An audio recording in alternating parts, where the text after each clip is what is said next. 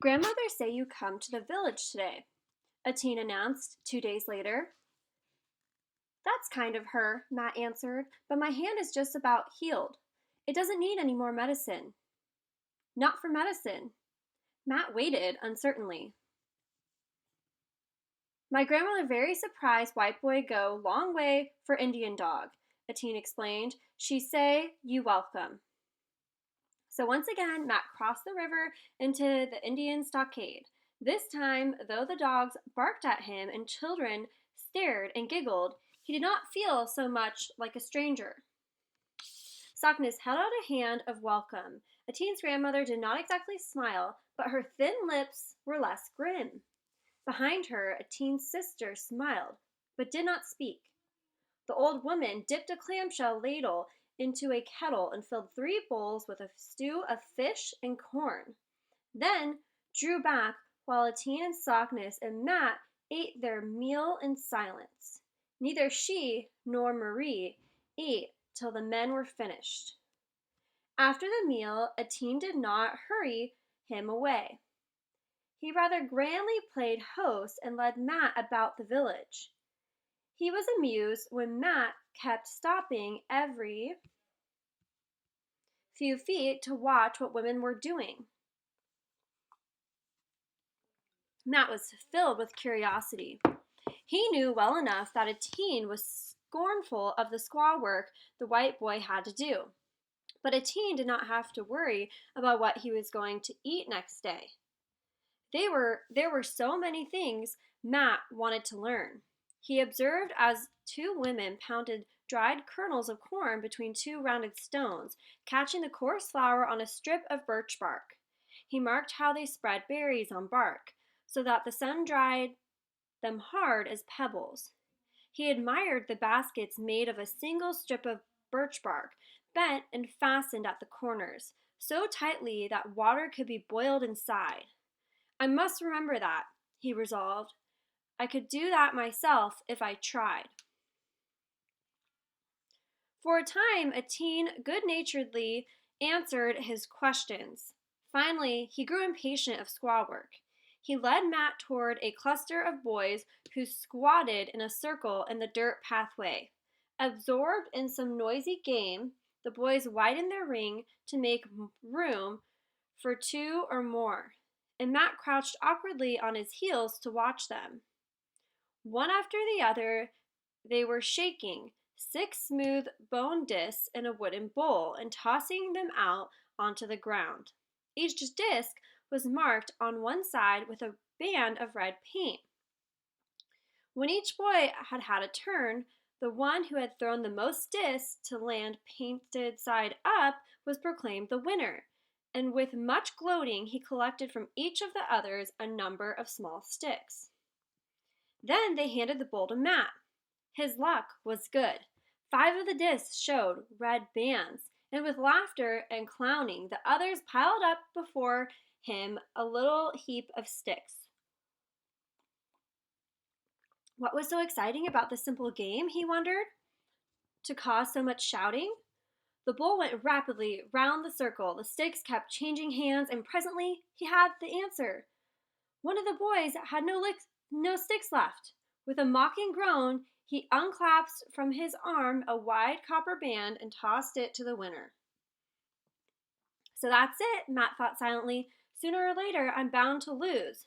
When I do, will they expect me to forfeit?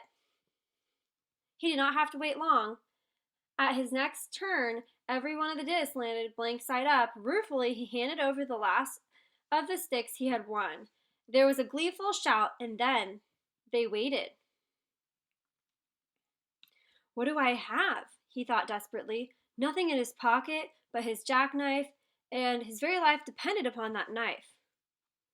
When the boy nearest him reached over and jerked roughly at the sleeve of his shirt, Matt pretended not to understand. The boy tugged harder. Two of the others got to their feet, plainly ready to tear the shirt from his back. A teen made no move to help him. Grimly, he pulled the shirt over his head and tossed it to the winner. It served him right, he supposed. His father had always forbidden him to gamble. But what was he going to do without that shirt? It was the only one he had. Now a teen put an end to the game. He leaped to his feet and produced from nowhere a softball made of deerskin. Instantly, the others raced off in all directions and came back carrying thin sticks. One of these was thrust at Matt. It was a curious sort of bat, light and flexible with a wide, flat curve at the tip. Forgetting his humiliation, Matt suddenly grinned. With a bat in his hand, he could hold his own with any Indian. The boys back in Quincy could have told them that. Eagerly, he joined in the scramble of choosing sides. But never had he played a game like this, so fast and merciless. The ball could not be touched by hand or foot. It was kept flying through the air by the sticks alone. If it fell to the ground, some player scooped it up with the tip of his bat and sent it spinning again. The Indian boys were bewilderingly quick and skillful, and they wielded their bats with no heed for each other's heads, and certainly not for Matt's. It was no accident, he knew, with an elbow jab suddenly into his right eye. These boys were putting him to the test. Ignoring the blows that fell on his shoulders, his head and shoulders, Matt swung grimly at the whirling ball, missing it over and over, but sometimes feeling the satisfying whack of a bat against leather. He was thankful now that he had no shirt. If only he could be wearing a breechcloth instead of tight English breeches. But there was no time for worrying about his clothes. Finally, by pure luck, he sent the ball into the hole in the ground that marked the goal. Out of breath and dripping, he grinned as his sides generously cheered him and whacked his sore shoulders. Then, with a whoop, they raced all together through the stockade gate, down the river, and went leaping like frogs into the water. Matt floated, face down, grateful for the coolness against his burning cheeks. At once, a brown arm circled his neck and dragged him under. Squirming free, he seized the black head in both hands, and the two boys went down together. They came up gasping and grinning. Suddenly, Matt was enjoying himself. It was almost as good as being back in Quincy again. The sun had reached the tops of the pines, and when he went to Eteen's cabin to bid the grandmother goodbye, she stood, studying him, and he flushed under her sharp eyes. He must look like a sight, he knew. There was a lump as big as an egg on his forehead, and his right eye was probably turning black. She turned and spoke a few stern words to Eteen. With a shrug, he went out and returned in a few moments carrying Matt's shirt. They play trick on you, he grinned. Joke. Some joke, Matt retorted. He wanted to refuse the shirt, but he couldn't afford to be so proud about his only shirt. Resentfully, he pulled it over his head. Before they left, the old woman gave each of them a slab of cake, heavy with nuts and berries. Her eyes, as she looked at her grandson, were warm and bright. Matt was minded how his mother had often looked at him, pretending to be angry with him, but not able to hide that she was mighty fond of him, just the same. Suddenly, he felt a sharp stab of homesickness. Outside the cabin, Eteen's dog was waiting. Limped after them to the river, and when Matt stepped into the canoe, the dog jumped in after him and settled down only a few inches from Matt's knees. He had never willingly come so close before. Eteen noticed and commented, "Dog remember." Was that possible, Matt wondered? Could a dog, caught in a trap, even though he snapped out in pain and fear, sense that someone was trying to help him? Could the dog remember that terrible ordeal at all?